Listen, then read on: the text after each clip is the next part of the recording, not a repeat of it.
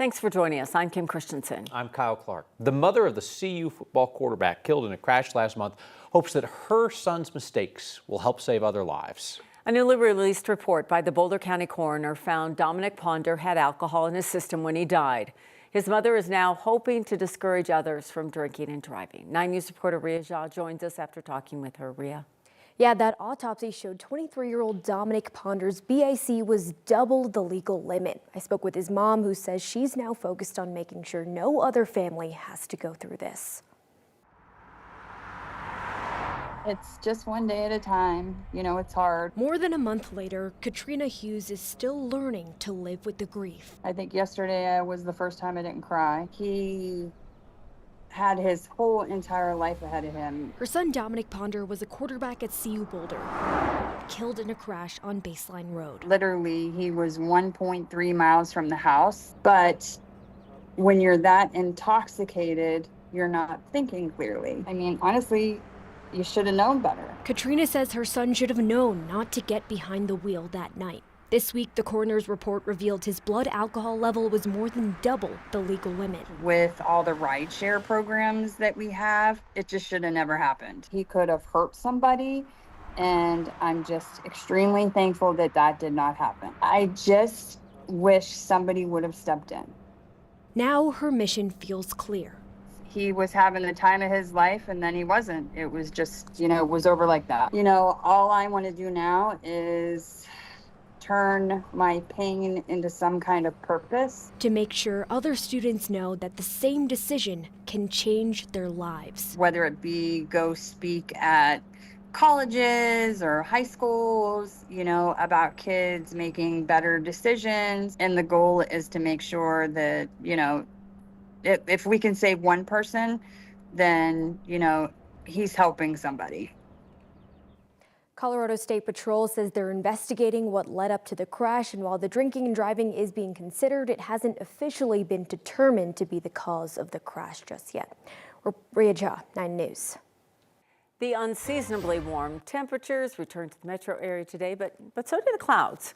While some areas saw some isolated showers, there's a better chance for more rain tomorrow and into the weekend. With more on that forecast, we want to toss it over to 9 News meteorologist Kathy Sabin. I love when I can talk about rain and moisture. It's great. And further out, we might have even a little bit of snow to talk about in Denver. That's next week. First things first. Today, we knew today was going to be the day we'd be most concerned about fire danger. We had a lot of wind, we had a lot of warmth, we didn't have a lot of moisture, and any of the clouds that developed had that threat of thunder and lightning this afternoon. Thankfully, the winds have really calmed down tonight after a day with highs in the 60s and 70s. But we're not completely done with the wind. It's going to pick up over elevated terrain overnight and tomorrow with gusts of 25, 30, maybe 40 miles per hour. We'll be watching that. But the wind is coming in with a wave of moisture that could translate to a few mountain snow showers and some really good rain in Denver tomorrow. Widely scattered thunderstorms are possible. And we even have a little bit on the radar tonight. Not thunderstorms, but showers south at Castle Rock, a little snow south of Winter Park and up around the Steamboat Springs area. So not a lot happening tonight or most of the day tomorrow, but late in the afternoon, in comes the moisture, widely scattered showers, an isolated thunderstorm, and a brief heavy downpour. Not out of the question. So fun to watch that forecast for tomorrow, as lows tonight will bottom out in the mid-40s. Then we spike right back into the mid-70s again tomorrow. We're going to talk about the Thursday and Friday rain showers, your weekend forecast, and that storm I'm interested in for Tuesday of next week. A colder storm with a chance for rain and snow. Colorado's drought situation is dire, and soon people living in Denver will have a choice: use less outdoor water or pay extra. Denver Water has already declared Stage 1 drought, asking people to cut down their water use and stick to scheduled outdoor watering times. Today, they approved drought pricing. It's one more way they hope to convince property owners to help conserve water. Denver Water says the average homeowner in Denver uses about 105,000 gallons of water every year. Customers who reduce that by 20% should see little impact from drought pricing on their bills.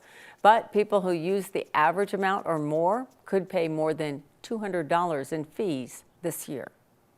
Not everybody's bill is going to go sky high with drought pricing, but it's still there to signal the importance of valuing water in a drought, which is what we're in right now. They will start showing up on June bills for usage next month. And of course, Denver is just one of several other cities getting strict about water use. To double check those watering days for yourself and your neighbors and the list of all the new rates, go to 9news.com. 2 wildfires that broke out along the Front Range this morning are now fully contained. No one was hurt, no buildings burned. The first one started on Mount Sanitas, just west of Boulder, burned about 2 acres. The Boulder County Sheriff's Office told people nearby to prepare to evacuate, then gave the all clear a few hours later. Even though it was fully contained fairly quickly, firefighters were there throughout the day to make sure that it didn't jump containment. As firefighters worked that in Boulder, crews up in Berthoud were busy with what they called the Cougar Run fire. That started near Carter Lake, southwest of Loveland, burned about 3.5 acres. The Larimer County Sheriff's Office issued some mandatory evacuation orders just before 7 a.m. Opened the door and he said, you got to get out of here. And I said, what's going on? He motioned for me to come out and look at the ridge and the smoke and everything. You got 5 minutes. And I said, we'll be out of here. So we grabbed the dogs, a few personal things, and headed out. Those evacuation orders were lifted a few hours later. The Sheriff's Office says the Colorado Division of Fire Prevention and Control was recently doing wildfire mitigation up there with an air curtain burner. That's a box where debris is burned, and the Sheriff's Office is saying that an ember might have escaped that box overnight and caused the fire, but they're still investigating. A man shot by a Denver police officer last night has died from his injuries. The shooting happened on South Quitman Street. That's near West Mississippi and South Tennyson in the Westwood neighborhood. DPD says it started with the report of a man with a gun. Officers spotted him, saying he had a long gun. They say he hid in an alley, not complying with demands to drop the gun. Officers say he eventually came out, moved toward them, and pointed his gun, but did not fire. An officer shot him. The man was taken to the hospital. Police announced this morning he had died. DPD said last night they would provide more information soon. A suspect in an attempted murder case is out of jail just 2 days after a shooting in Denver, and now the victim says he doesn't feel safe. Nico Francis says he was riding a scooter Friday night on Stout Street near 18th when a passenger in a white SUV began yelling at people on the sidewalk. The man then confronted Francis, pulled out a gun, and drove off. But a few blocks later, Francis says he encountered the same man, and this time he shot him in the neck. Police say they quickly arrested a suspect, but he's already out on bond. I don't know whether I can feel safe in this city until there's accountability. Because there seems to be a trend on just not taking crimes like this very seriously. I mean, I was shot. Somebody tried to shoot me in the face, and within 48 hours later, they're out. Francis says he did not know the person, nor did he provoke him. The Denver DA's office says they asked for a $100,000 cash-only bond, but the judge ordered a $75,000 cash surety bond with a few stipulations, including GPS monitoring. The gunman is due back in court later this month. The CEO and general manager of RTD announced today she'll be leaving after a bumpy ride there. Deborah Johnson sent an email to employees saying she will exit when her contract expires next year. She cited personal and professional reasons. She's served since 2020 when the agency struggled to rebound ridership that plummeted during the pandemic. Her contract expires May 2027. A train to Longmont could be completed by the start of 2029, more than 2 decades after it was first promised to the taxpayers who have been funding it. At one point, RTD was saying the train line couldn't be built with existing funding until the year 2050. In 2004, voters approved a sales tax for RTD's fast tracks. It promised, among other things, a train from Denver to Boulder and Longmont, a train that never got built. Recently, RTD estimated it could cost $650 million to complete the line, with 3 morning trains to Denver, 3 afternoon trains to Longmont. If RTD joins the service with the new COCO Front Range passenger rail, the total cost would be half that, $330 million, with RTD paying a portion. At those numbers, we have enough existing resources between the state, RTD, and Front Range passenger rail to be able to deliver the service without asking voters for any additional tax revenue. So what's next? Multiple boards, including RTD and Front Range Passenger Rail, would need to approve this joint service agreement for all this to happen. Xcel Energy now says it knows what caused a power outage that disrupted operations at DIA last month. The outage on March 18th impacted the trains to get to the gates, movable walkways, and even bathrooms. And the FAA put the airport on a ground stop. Xcel now says it was caused by a new piece of equipment. It malfunctioned when crews energized a new transformer at a substation. Xcel says it's working with the manufacturer to fix the equipment and get the new transformer up and running. 2 people who live in Weld County were just confirmed to have the measles. Public health leaders say they're both unvaccinated adults. They live in the same home as a previously confirmed case, but that case is not linked to the outbreak connected to 2 Broomfield schools. Health leaders say the adults may have exposed people at a Chick-fil-A down in Colorado Springs last month. They're the state's 14th and 15th cases of the year. According to a state-run dashboard, by this time last year, there were 5 cases statewide. Colorado is the first state in the U.S. to restrict how police use a controversial field drug test. A recent study found that those tests can kick out a significant amount of false positives. 9 News reporter Colton Chavez is along now after talking with a woman, Colton, who spent months trying to clear her name on one of these tests.